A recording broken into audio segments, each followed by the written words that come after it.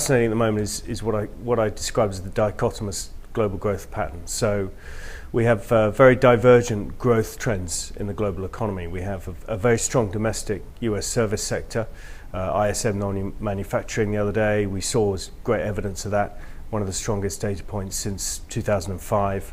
Strong credit growth and same sort of trends in the UK. So strong domestic service sector, US, UK and other small parts of the world. And then the rest of the globe, we have this very poor capex, very poor trade environment, very poor industrial production environment that actually normally is, you would say, is typical environment that you would get in a global recession. So, you know, contracting capex, contracting global trade, these are very worrying signs in the global economy and very much in contrast to what we see in the domestic sector in the US and indeed in the UK. Interesting about that is that's created a lot of angst, I think, amongst market watchers. So it's very easy to point to data points that suggest we're in a global recession or a major global slowdown.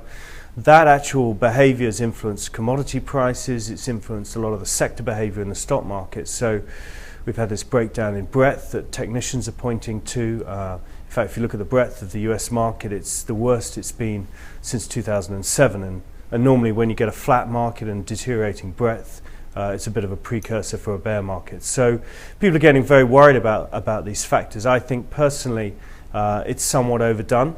I am conscious that there may well be a little bit of a shakeout in US equities later on this year. But really, I think the cyclical bull market in the US is alive and well. And what investors need to do is to continue the theme we've been propagating for the last 2 or 3 years, which is the shift from east back to west. I think global portfolios should be concentrated in Western big cap equities.